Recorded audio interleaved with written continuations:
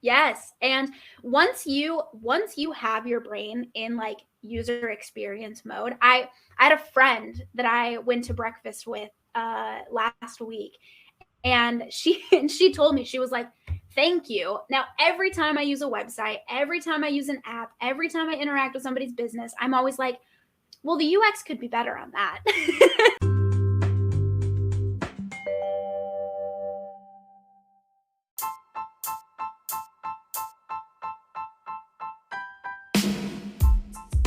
Has your website design been optimized for the user experience or the UX experience? Our guest today, Lex Savella, owner of Studio Vela Designs, shares why small business owners need to understand the technology habits of their clients and how to optimize websites to provide a friendly, strong, profit-driven user journey.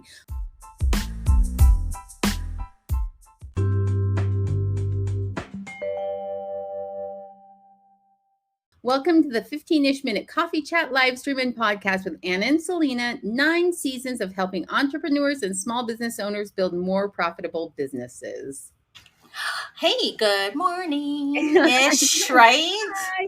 Yeah, sort of. It's kind of like a good morning. It's a good morning in Japan, right? Yeah, because guess what? That's where our guest is from. Yes, our guest is in Japan today. And so we are actually recording this right now at like, 6 o'clock p.m. on a Friday night in Texas. Well, our guest is at 9 a.m. in on Japan. a Saturday. On a Saturday morning. Like we're talking to the future. Yeah. I mean, I think. And now you are too. Right? This is what happens when you have like a late night Anna and Selena show. This is what happens. Right. So, okay, I'm going to bring up, let me just kind of like move some things around, and let's just kind of share with you Lex is a human, but who is Lex today for today's show? So let me bring up her bio. All right. Lex Savella, owner, Studio Vela Designs, sees small businesses serve as a powerhouse for community strength. She helps small business owners cultivate deep and meaningful relationships with their clients and customers without feeling burned out by trying to keep up with the latest digital marketing trends or rules of the algorithms. So true. Mm-hmm. Her clients want to nurture a more personal connection with the people that support their work. Studio Vela Designs helps by providing a more engaged approach to branding, marketing, and other digital strategies, resulting in clients that build an authentic sense of trust and in return cultivate a greater sense of what it means to be part of a community. So, I just love that. I love that mission, right? No, and this is kind of like exactly what they tell you when you have an about of yourself. Lex made it not even about herself, but about her clients. Yeah. It's about her clients, what she's going to do for them, how she's going to serve and support them, how she's going to make a better space for them. I love it. Yes. And that's what a user experience is kind of all about, right? Yes, because I know I picked up on it, not because we are in that, but just you're like, oh, wow, she's going to do that for me and that for me. And that's what I want. And that's what, I mean, right? Yes. So as we're bringing Lex up, let's ask our CTA. I know. Here, Anna, this is usually my part. Anna, what is our call to action for our guests? Call to action today is going to be this question right here. Yeah. Has your website design been optimized for the user experience? So if you go to your website, have you really thought through that journey? Is it optimized for that? Do you even know how to optimize it for that? This is why you're going to be so excited to meet Lex. In like 5, 4, 3. You do the counting. I'll bring her up. All right, here we go. 5, 4, 3, 2, 1. Bring her up. Hi. Welcome to the future. Yes. So true. Thank you, Lex. I know we're kind of quirky and oddbally at 6 p.m. Texas time, but you know. Yes. Thank you for literally. I think it's really refreshing to see an about section really be about the client still, even though it's about you, but it's still about them, right? So thank you. Yes. Yeah. This is where the journey starts, guys. Right there. The journey has begun. Yes. Anna, okay, before we ask questions, because I'm really excited about this topic, and Lex will know I kind of geeked out in her DMs on Instagram, and I was like, oh my god, blah blah blah. So let's do our coffee cup selfie so we can get that out of the way. Coffee cup selfie. I actually went and got Ah! coffee today, Wait, right? I can read some Japanese. Hold on. I think that means, oh, I don't know the first one. That might be me. Yeah, you're gonna have to tell me what that is. Something. Ooh, something about Well, I want to cover it up so that it has like flowers or something because I think it's like a fitness or like metabolic health like health kind of, and we're inclusive of all shapes and sizes Yes. of bodies. So I want to redecorate it so that it's like cute and has flowers or something. Yes, this is a thrift. This is a thrift find. I saw it, and he's got a little arm. I was like, oh my gosh. I think it's fantastic. I'm a little added to my collection. Yes. All right. Okay. Let's we're gonna just jump in because and we'll get things rolling for you. I'm gonna move some faces around here, and we're gonna put you like that. Yeah. So we kind of breezed over it really quickly, but I want to drop this question one more time. If you're listening right now and you haven't dropped it in the comments yet, tell us if your website design has been optimized for the user experience, okay? Because we want to hear from you. We want to hear whether or not this is something you've even thought about, because that's kind of what this whole show is about today. So, okay. And just because it's funny, we said like we're not gonna say it's a recording, but we are. We've already said it. Me and Anna are going to be here live in the comments. So if you have a question, we're still going to answer. We're still dropping things in. If Lux is up at like 1 a.m., maybe she'll pop in. You never know. So having said that, let's get us on to the first question. Okay, so the very first question is a very simple one, right? Yeah. What is UX design? Or is it simple? Because really, very what is UX design, Lex? So I think the SparkNotes version of this concept of UX design, and it's a big umbrella term. There's a lot of things, buckets underneath it, but essentially it's just welcoming your users into your business operation decisions, and the design process, your clients, your customers, people in your community, basically anybody who you serve or benefits from the work that you do. And the goal here, or how I like to think of it in my business, is to gain a better understanding of how your clients might be using your website or using your products, whether those are in real life products or web-based products, and or how they move through your website and book services with you. But another way that I like to think about it is that it can be as foundational as testing to see if your brand story or your tone of voice is something that's resonating with the people that you're trying to reach. And so in broader terms, again, it just pays particularly careful attention to the client's buying journey. That might be something that a lot of us here would be familiar with, that term.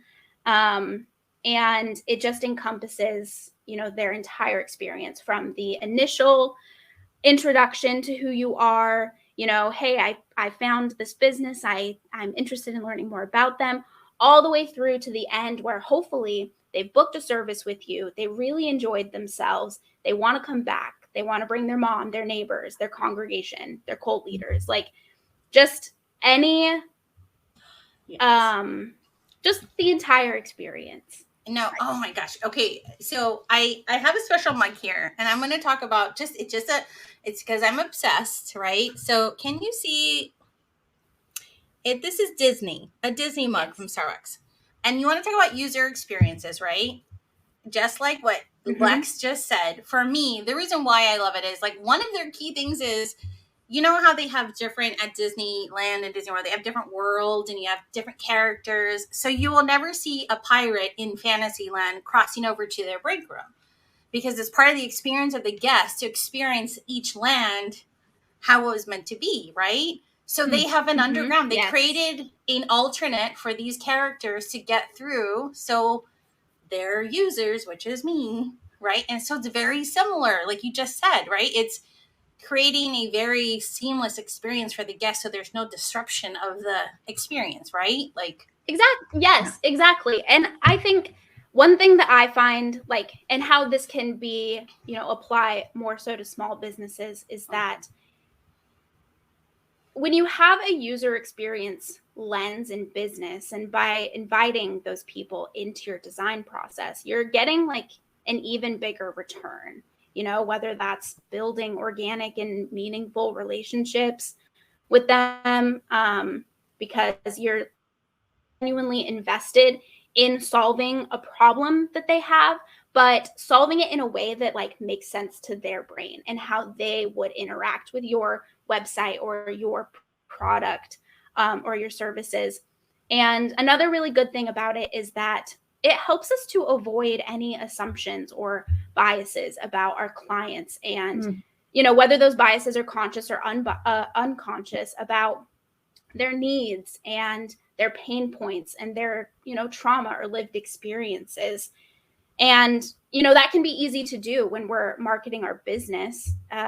If you're somebody who's kind of deconstructing everything that we've learned about marketing, that's kind of been the only way that we've learned about building a business, is pain point based and assumption based. And so this is more of, I want to center my users' thoughts and their feelings, and what drives them to want to meet this need that they have, rather than just assuming that we know what's best for them and we're inside of their minds.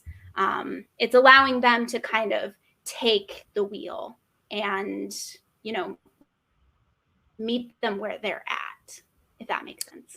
This is so interesting to me because just listening to the way that you describe user experience, it's different than I've heard others describe it. Like very frequently when you say user experience, you're talking about a singular journey, like the website journey, or I just downloaded an app and it's not functioning well, so I'm going to give it 2 stars because I'm having a terrible experience with it, right? But what you've just said is that this user and journey literally starts from your first touch point through your entire marketing funnel to their them deciding to buy your item, and then continues after that to circle them back around to become loyal community customers that want to use you over and over again. Yeah. And I love that. Exactly. I love that. Like it's such a bigger, it creates a much bigger arena, I guess you would say, for user experience than I have previously, like, I guess, identified with in terms of like using that term. For sure. But I just love how you kind of broke it down, like where you're saying this is you. It's really about getting to know your client inside your client's brain. And that's hard, right? Because that's psychological. Yeah. All the way. I think exactly. And I think from, a businesses, when you are first starting out, one of the first things that they tell you, especially about marketing, is that you need to know who your ideal client is before you even get to step 1. And I think a lot of people kind of like freeze, and if you're not exactly sure what that looks like for you, user experience can kind of be an opportunity for you to step back and ask them and figure out what it is that, what needs they want or they need to be met. And it just encompasses more of who they are as humans rather than who they are as just consumers, which I think is, moving forward in light of becoming more virtual and this technology based, is something that is really going to help small business owners set themselves apart from others, is a genuine investment in building relationships with your clients. Absolutely. Yeah.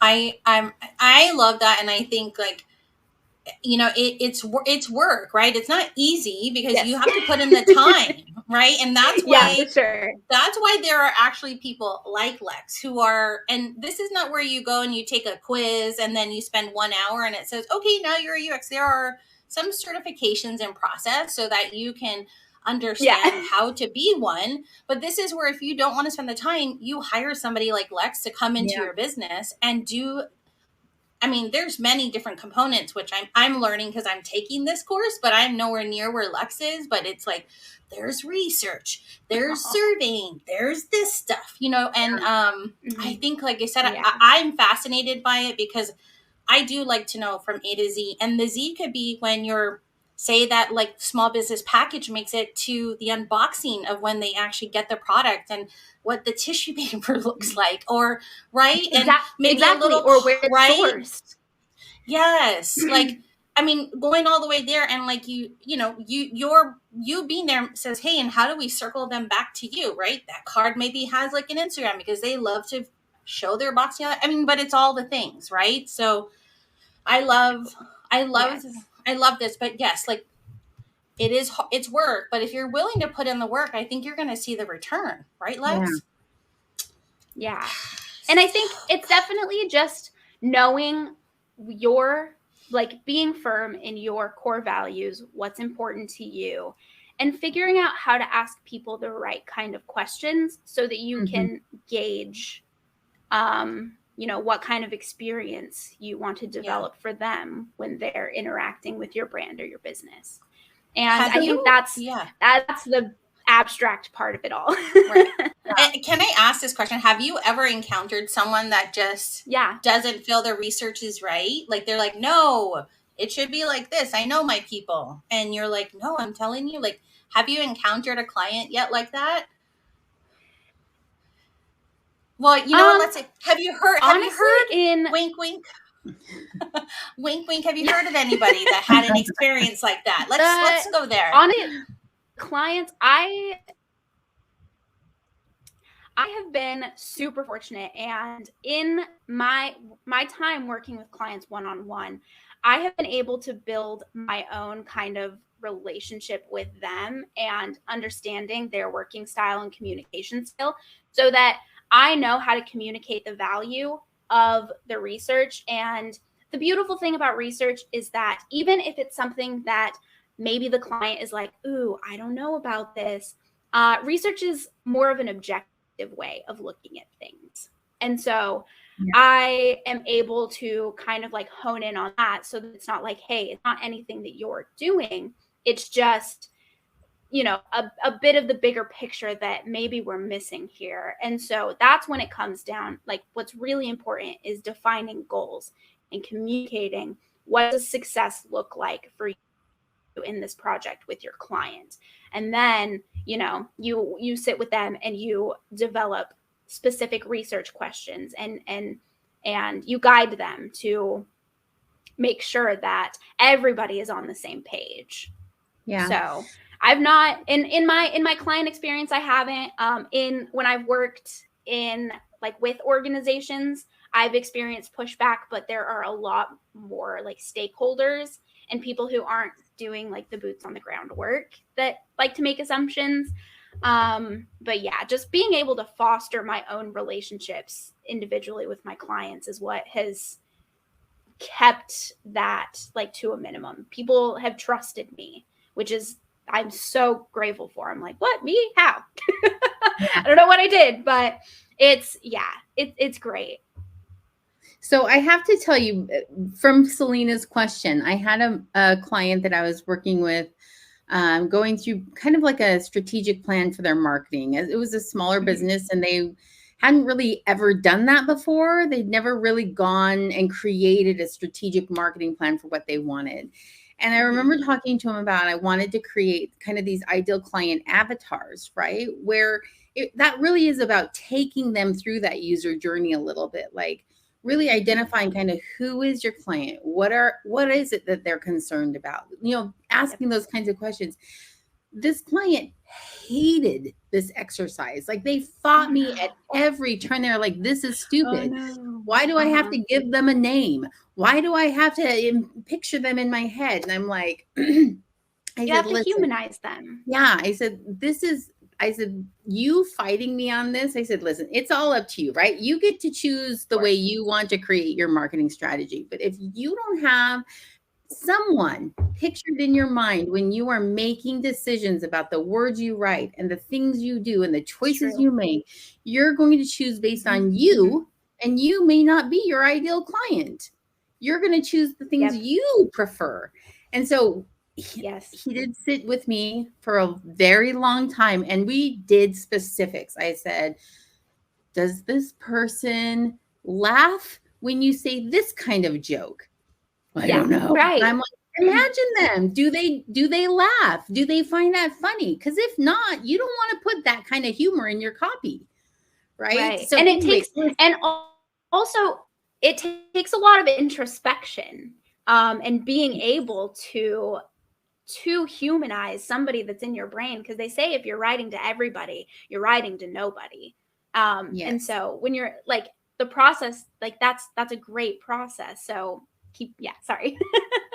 No, it's just kind of was like, I'm identifying with what you're talking about right now, because I just remember this client and how hard I had to push for them to even like develop a persona of someone they wanted to sell for, and how much they fought me on that. And just listening to what you're saying, I'm like, oh my gosh, it's even more important than people realize to be able to do that, because it isn't just about selling to them. It's literally start to finish every part of your business operation that you have to use that persona to build around. You know? And so that makes it even a bigger deal, right? All of a sudden, Selena, no, I'm telling you. So, Lex, when I started the first part of the UX course with Google, I was like, oh my gosh, Anna needs to do the UX copy part, because she does a lot of that, the research that you're supposed to do, the interviewing with the potential clients, like audience. Like, I was like, Anna, take a course so you can add the UX by your name, because you're doing it. You know what I mean? Now you can get the tools, but like you said, kudos to you, Anna, not realizing that maybe you could be one. You know what I mean? And now I'm like, heck, you would kick I might as well get that certification right now. I'd hire you. You can do mine. I feel like it's easier to do it for someone else than it is to do it for yourself. Oh yeah, absolutely. That outside perspective, and really, and for small business owners that are struggling with this is where your community and like your like-minded community is going to really be able to support you. Asking questions like, do you like this product? Do you like this packaging? Do you like the way this looks? Right. And just listening to what the people, like I'm going to use the big general, the people are saying. And it can also be as simple as how do you use this product? Right. Here's my website. Here's what I want you to do on my website. Do it. And, see how they navigate, watch them navigate through. Take note of where they get stuck. Take note of when they make comments about, oh, this doesn't make sense, or like, this is how I would do it. And the more that you include people in that design process, the more patterns you're going to see. And then, you can kind of cater to those preferences of those specific people, because there's always going to be patterns that show up. And so, being able to do that. And really, let's state the obvious here, right? The whole reason we do this is because if you're like me, I'm just going to throw myself under the bus right now. If I go to a website and I get frustrated, they are dead to me. No, serious. Yes, that really is. We only have several seconds to capture the people that we're trying to reach. And so if it is intuitive and it is engaging, then they're going to stick around longer. And if they have this easy flow to get to where they need to be, then you're going to keep people around longer, and they're going to be more invested. There's someone on my team, and I work with her, and she's, currently on a project with Anna and I. She just sent me a website link. She goes, let's talk about the worst website ever built on the face of the earth. And she sent me the link, and I was like, I opened it up and I thought, what in the world? Like, it was horrible. I mean, just horrible. But it's, she's cognizant of that, right? Like going like, how, and then how can you be upset if you don't get a sale? Right. Right. So, right. Yeah. But, and I think that goes back to Anna's point too, of when you are when you are the business owner or when you are the person working on the product, you are so close to that product that it is hard to see your own biases, and it's Yes. hard to have a more objective point of view on it. So being able to bring in the outside, it helps you like bring down the blinders and be like, oh, I never would have thought of that as an issue. But Yeah. you're absolutely right. It is. Yeah. It may be hard to take, but you know what? Like, if it's constructive, it just means that they want your business to succeed, It's right? true. So Yes, Yeah. exactly. cry I think later, but yeah, take Yeah. notes, I know. right? I don't think UX designers are out there going, watch this, I'm gonna make them cry. You know, you're all in like your UX designer forum, like, guess how many clients I made cry today? Yeah, right. Well, I and the mean, thing is that there's such a pattern in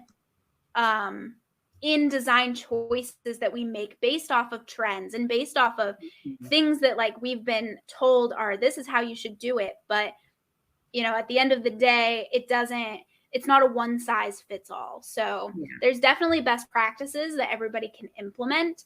And yeah, that's it. I could talk about this question with you for so long. I know, me too. Because I know. I there's just so much to it, and I think what I love is that we're bringing kind of like, hey, whatever stage in your business that you're in, just consider this as part of your building of the business, right? Yeah. So Exactly. Yeah. And that's So yeah. Whoa, go ahead. no, I You're was leading this. That's right. I'm in charge here. No, well, I mean, we've kind of talked about this a little bit, but I want to throw up the second question so we can kind of get to that. I want to ask specifically about some of the, because technology is such a big piece right now to your business journey. If you don't have a website, people are like, why don't you have a website? Or at least a Facebook page, if not a website, like some way where they can find information, because the yellow pages died with the early 2000s, right? Or maybe even the 90s, I'm guessing. What are right? yellow pages? Right? My children don't even know what that means, right? So the yellow pages are gone. And so there is a technology component that almost every business has to have at this point. And so that UX design idea with technology really is important. So our second question for you then is, what user technology habits do small business owners really have to be aware of and be thinking of as they're going through this process of designing this experience? Mm-hmm. Yeah, that's a great question. And I think, first of all, one of the greatest things that you can and absolutely should do for your website, and this is just across the board, is ensure that it is ADA compliant.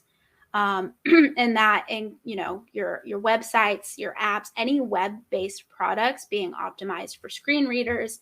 If you have videos, making sure that you use closed captioning, appropriate use of alt text. I know that there was this trend on social media a while back where people were using the alt text function to enhance like their SEO so that people, could find them better as a way to like rake the system. Don't do that. Just use alt text the way that they're supposed to be used, because we want to be inclusive of people of varying abilities, and also just being very cognizant of the types of fonts that you use, the size of the fonts, and color schemes. Especially, for people with aging eyes or people who are colorblind. Those things are really important in their ability to navigate your website and book services with you. Look, that's across the board right there. I mean, yeah. paying attention just to that should be something Yes. you're aware of. Okay, sorry, continue on. It just was like, yeah, it's a really important one that a lot of people, I think there was a study maybe a few years ago. I can find it and share, but it was like maybe a little over 1% of websites were not ADA compliant. And, you know, about 1 in 4 people in the United States lives with a disability of some kind. And, you know, that's a lot of people. That's a lot of buying power. And if we are excluding them from benefiting from our work and our services, then honestly, you're just doing yourself a disservice at that point, let alone the millions of people who don't have access to you and your work. Well, and I'm just gonna, can I just throw this out there too? Just on the legal side of things, if your website is not ADA compliant, you can be fined. It doesn't matter how big your business is. If you've got a website up there and you're not following certain ADA compliance rules, you can be targeted, fined, sued. I mean, and that is a reality. Selena and I have had clients that have had to deal with this.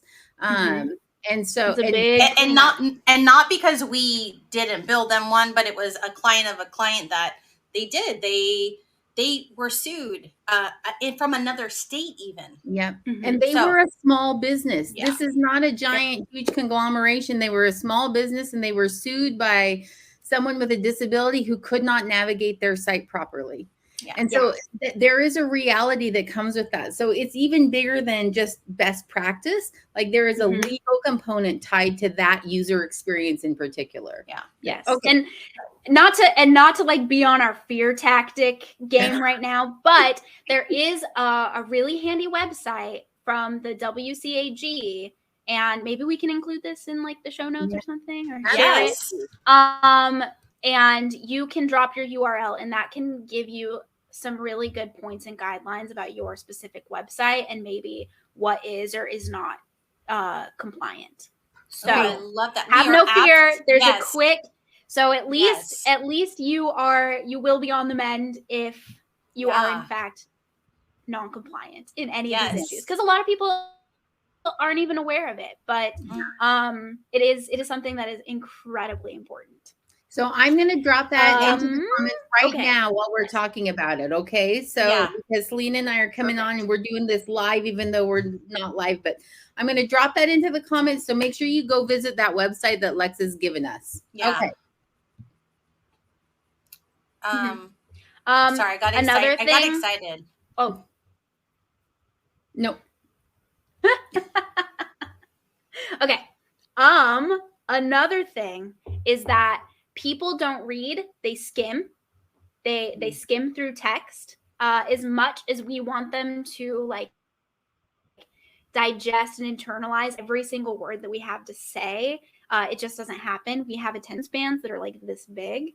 So when you can break up text in paragraphs, utilize italics, bold, anything that emphasizes the important points that you want to get across, definitely take advantage of that. Another thing that I see a lot is the use of inaccessible language.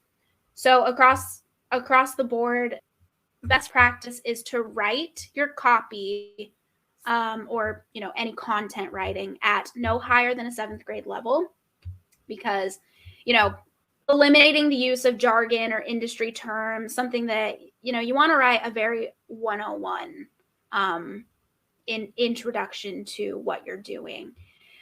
And then it just like accessible language empowers. It just makes people feel like they just understand better.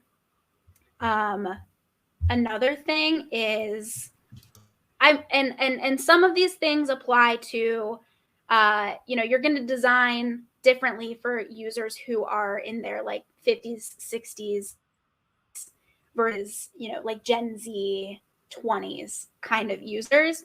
But one thing across the board, and I actually learned about this in my networking group that I went to yesterday and hadn't thought about it, is that including permission-based conversations in your website. And so that means, when you go to a website and it says, hey, this is how we use your data, like we use cookies. Do you reject? Do you accept? Anything like that to be in compliance with. I know that Europe has passed laws about that, and the US is probably just a few years behind, but that's going to be essential for people to include on their website. anything permission based, so that users know how you're collecting their data and where it's going after that. And then one thing that I've learned in my research is, and also this was brought up in the networking class yesterday, actually, but hover, when you have on a website, you have like your tabs where it's like home, about, services, and drop down. That's a thing of the past, because if your clickable link has drop downs underneath it, they're going to assume that headliner is not clickable, and they're going to miss whatever information is on that page.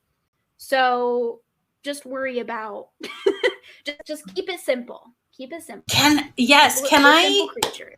I want to jump in on that one, because yes, right? Like, so say you have about, and then under about is like design, strategy, website. But say you actually had something on the about, it doesn't assume. Exactly.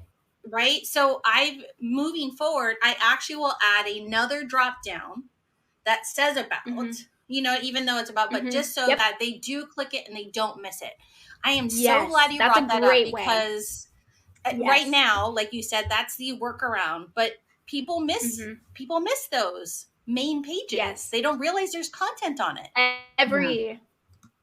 Almost every single like usability testing that I've done with, the previous design they have always missed pages. Like I would say, oh gosh, probably like 8, 9 out of 10 people. It's just not something that we're like, oh, here's the drop down. This is where the content begins. Not this button up here. It's just a placeholder for all of this content. Always missed. Yep. Yeah. But that's a really great way to alleviate that pain point for users, is to have the drop down, but still include, oh, it's about, well, here's the main about underneath the headline. Perfect. Yeah. So this is why it is so important, though, to hire somebody with a UX background to help you find these pain points and to put it, I mean, in the sense, right, Lex, like you just said something, but somebody had to figure out, like, oh my gosh, right? Because they researched how people were navigating around the site. Yeah. Yes. I'm going to throw out a copy side of this exact same thing too. When you're labeling those drop-down menus, don't use some witty, your term only kind of thing on there, because nobody knows what it is. They don't get it. And they're like, I'm frustrated. I don't know is this what I need? I don't know. I'm out of here. Dead to me. Exactly. Right? So Anna, that's the shirt for you that we are making soon. You are dead to me. Is now dead to me. Right. That's such a great point, though, because I've found, users are more likely to click when they know exactly where a page is going to take them. And if they're like, hey, that looks like the next step in the problem that I'm going to solve, I'm going to click it. But if it's some obscure, like, I'm not really sure where that's going to take me, then they're less likely to be like, all right, there we go. They're just going to keep looking. Or they leave the page. Keep it clear. Or you're dead to them. They leave the page. They go somewhere else. Like that should be like a verb, like that phrase is just a verb. Like you're dead to me means they've bounced, they've left your website, and you don't get the conversion, right? You get a higher bounce rate for those who know what that means on a website. Tell them. Tell users exactly what action you want them to take. Yeah. Yes. It's very helpful. Choices are overwhelming. Yeah. I mean, if you analyze the way that you personally go to a website, you'll realize you want that. When you go to a site, you want that to happen. So why would you make that difficult for your client on your end, right? I mean, that's really what this is all about. Like, it's true. And yes, and once you have your brain in like user experience mode, I had a friend that I went to breakfast with last week, and she told me, she was like, thank you. Now, every time I use a website, every time I use an app, every time I interact with somebody's business, I'm always like, well, the UX could be better on that. And I'm like, yes, you can't unsee it. afterwards. And then you think about all the ways that it can be improved. Like it's just and then you. Absolutely. Can I tell you what the one thing that I love about designing websites with Anna is we are two very different users. And so for our client, we really hit a lot of extra points that what doesn't matter to me matters to Anna. And we make sure we're incorporating a little bit of both of who we are as a user for our client so because because I mean, first we're like, would we even use this product, Anna? Okay, if we did, how do we come? You know what I mean? But step one. Step one. I mean, and we've done websites for our clients that will never use their stuff because we're not there yet. We're not there in our life yet to use it or whatever, right? But man, that's all like this is all such. I mean, you gave 4 really useful tips on what user technology habits should be aware of. And you probably thought she was going to mention like grab this tool and do this thing, but it is really usable, actionable information that you can easily look at yourself today and say, oh, does a pink on a red background seem good for my contrast levels for when a person is reading? Probably not. It might be your brand colors that doesn't make it the right choice. You know? And even if it is, there's a way to simplify it so that it can work on any web-based product. It's just some things you can't really use together. Yes. It makes it hard to read. It's hard on my eyes. Okay, I mean, we're going into 41 minutes here, and I could literally talk to you, Lex, for like 2 hours. But I want to kind of like catch people while they're still here. I want them to know about this cool toolkit that we are going to be talking about. Anna, before I even move to the toolkit, do you have a last statement, you're dead to me kind of a thing for Lex before we shift over? No, Lex, I don't. I think we've covered all the different areas. I think we've really touched on a little bit of everything. I mean, so valuable, right? For small business owners who have to wear so many different hats. That this has really been a really good kind of broad, but also detailed conversation about the kinds of things that they need to be watching for with their user experience from start to finish. So Lex, thank you so much. I really appreciate it. Okay. No, thank you so much. Thank you for having me. Of course. Okay, we're going to move and we're going to add into our toolkit something we think is very valuable. We want to include that you should, to get more of like her brilliance, join Lex's newsletter. But also I'm going to let her tell you about a special feature. One, you should do it even if it's not what's coming up, but I'm going to let Lex tell you all about it. If she's there. I think she's there. Can you hear us, Lex? Can you hear us, Lex? Oh, there you are. Lex. Oh, no. I'm sorry. What was the question? Tell us about your website offering, your audit offering. Yes. Why should someone get it? Yes. So this is just a very, very basic, I maybe my website has issues, or maybe I just need a second set of eyes on, what it looks like, maybe how my users are perceiving it, or even just a rundown of some best practices. Until October 31st, you can go and book these services with me. You get, we can either do it live, or I can send you a video of everything, so you can go back and watch again and again and make any edits that you need. But this is just a really super basic, and I'll go through every page and kind of talk to you about where maybe your users are getting stuck, or maybe some pain points that they have navigating through your stuff. And I would love to help you. Yes. You were having a special on it, correct? You're having a special on it right now, because I think we missed that part. Yeah, 35% off until October 31st. I might go a little soft if there is a greater need for it, because I like staying busy. And Okay. First of all, wait, I'm going to sell this a little bit more. I'm going to sell this a little bit more. You all you need a website audit. Here's the thing. If you haven't had anybody come over and look through your website just to give you like some helpful tips, right? Like the outside eyes that we were talking about earlier, go to Lex. She has actually a very reasonable price. Like part of me is like, well, no, I'm changing it. I'll have her do it after. But get an audit done. She's offering special that I think will get you ready for the holidays. I mean, the holidays are coming up, guys. And the thing, I just had a chat with someone today where we talked about don't do ads unless your website is ready. Like, you know what I mean? If you're going to send people to your house, you clean it up, right? Like, only if Anna comes over, I leave it how dirty it could be. But like, you know, if Lex comes over, I'm like, oh, a guest is here. Do that for your website. That's what Lex is offering you, a chance to see how to clean up your site so that when you have people coming to see your product or your service because they want to get it for the holidays, this is perfect. So we will make sure the link for this service is on our website in the comments.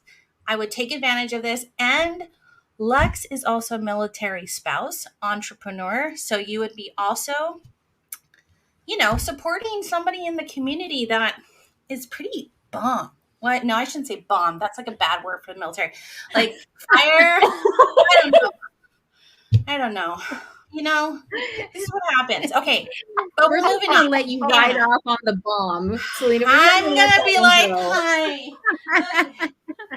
I'm just gonna remove myself, guys. You know what I mean? I was doing like, you know, that was good. You all know who I am, like Selena. Yeah. Okay, but look.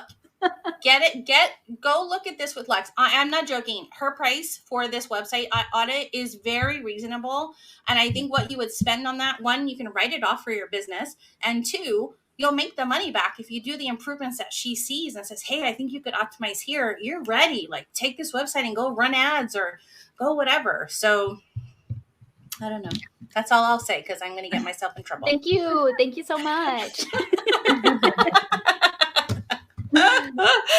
Okay, so let me pull this back up. What am I doing? Okay, here we are. I'll let Anna introduce this segment. Yeah, so this is just how you and everybody who's watching live with us or catching the replay right now. And for anyone listening on the podcast, we're going to drop this in the notes for you. But here's how you can find Lex. And Lex, why don't you give them just a rundown of the best place to find you, what they're going to find on your social channels. Yeah, you can find me in any various nap spot I have in my house. I would say that I'm most active maybe on Instagram. I got a fire Twitter account. I love to bully government and state representatives. If you want to catch me there. Yeah, I would say my Facebook or my Instagram, but also just my newsletter. I really am trying to like amp up my newsletter a bit so that I have some accountability and I can start writing things that I want to write about. So any of these works great. Whatever your preferred user preference is. Yeah, there you go. That's so perfect. Right? Slide into be in my direct messages though. Don't expect me to post a lot of like you're like, I'll like your content. I'm not posting content. Yeah. Right. Message me. I'll message you all day long. But that's so funny. All right, go. The idea here is she welcomes people to reach out and connect with her, right? So yes. For sure. Well, I guess that means one thing, Anna. We're on to the tip jar. So I'm going to let you also take this because I think, again, I should just keep my mouth quiet from this point on. So Carolyn Beasley, MBA CPA, she is one of our fantastic tip jar supporters, and she provided us this one about deductions, especially for rental property expenses. So if you have a rental property, you can save big money on tax bills by deducting all of eligible expenses. Make sure you know what they are. A few of them you can benefit from. One, legal fees for evictions. I hope you don't have to evict your person, tenant, that's what they're called, tenant. But if you find yourself in that unfortunate position, you can deduct legal fees, which is a huge benefit. And then always consult with your tax professional, to be sure you're claiming everything you're entitled to. So reach out to Carolyn for more support on things like deductions and taxes and all those kinds of business things. And thank you, Yes. Carolyn, so much for providing our tip jar for today. Yes, we love people like you that help people like us. Yes, yes, we do. All right, here we are, Anna. Yes. Okay. So next week, our guest is Justin Pearson. Justin is an entrepreneur at heart. He's a fantastic person. He's super charismatic and just fun to talk to.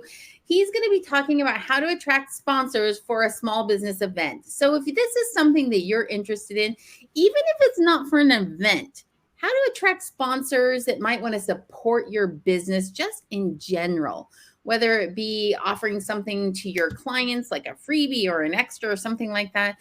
This guy is a master networker, and he's going to share some hot tips on how you can do that as a small business owner, where you might not have a subscriber list of 20 million to entice some of those sponsors your way. So I'm looking forward. Maybe Justin will help us get a sponsor for our podcast. I mean, you never know. We're manifesting it out there. So there you go. Perfect. Yep. And as always, you can find us at AnnaandSelena.com. We love LinkedIn. We're also on Facebook and Instagram. And then as always, hit subscribe on your favorite podcast platform and on your YouTube channel. Just show us a little love. We appreciate it. Yeah. Lex, thank you so much. Like, seriously, Thank you so much. I knew when I asked and I was like, please say yes. And you were like, yeah, I'm down. I was like, yes, this is so good. Absolutely. Good for everybody. So thank you for coming. Thank you for waking up early again, because she's in Japan. Yes. So, yes. We do really appreciate it. Thank you. And to everyone out there, wasn't too early. That was good. Yeah, no, not too. No, yeah. And for everyone listening, go forth and create great user design. Yes. User experiences, right? Yes. That's your action item this week. Come back and tell us how it works. We believe in you. Yes. Bye, everybody.